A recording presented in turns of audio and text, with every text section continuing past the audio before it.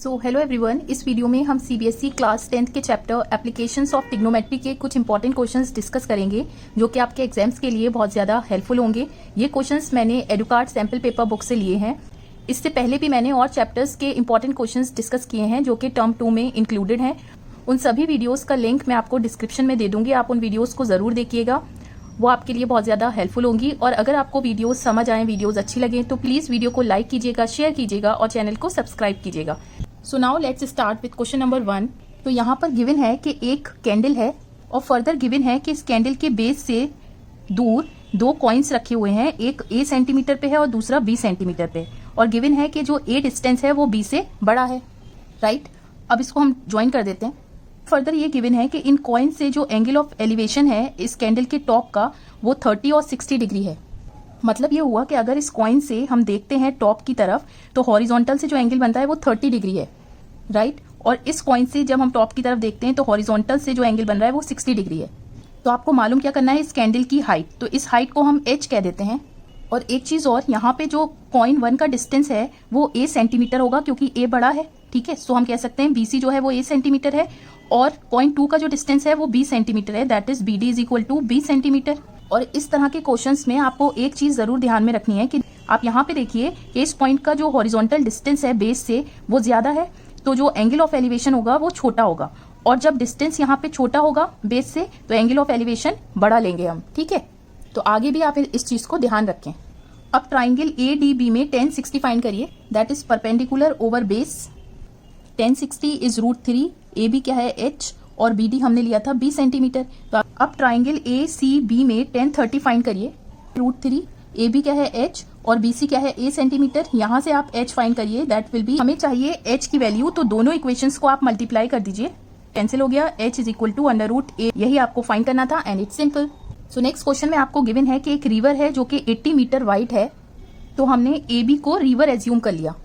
आगे गिवन है कि इस रिवर के ऑपोजिट साइड पे दो ट्रीज खड़े हुए हैं जो कि इक्वल हाइट्स के हैं, तो हमने AC और BD को ट्रीज कह दिया है, ठीक है।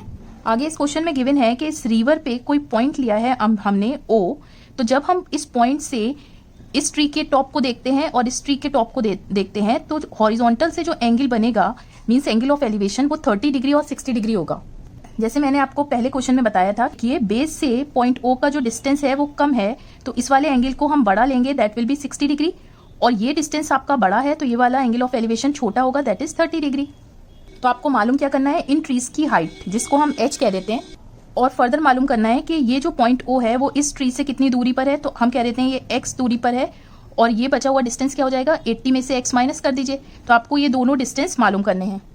तो अब आप ट्राइंगल DOB में 1030 फाइंड करिए और ट्राइंगल ACO में 1060 फाइंड करिए, दिस इज योर इक्वेशन 2। अब आप h को x √3 इस इक्वेशन में पुट कर दीजिए, क्रॉस मल्टीप्लाई कीजिए, x √3 इंटू √3 इज 3। सो अब x की ये वैल्यू यहाँ पुट करिए तो h आ गया 20। तो आपको यही मालूम करना था, h और x आपका आ गया 20 मीटर और दूसरा 80 माइनस 20 दैट इज 60 मीटर। तो लास्ट क्वेश्चन में आपको गिवन है एक बिल्डिंग है जिसकी हाइट 50 मीटर्स है, तो AB को हमने बिल्डिंग कह दिया, और फर्दर गिवन है कि एक टावर है और CD को टावर कह दिया।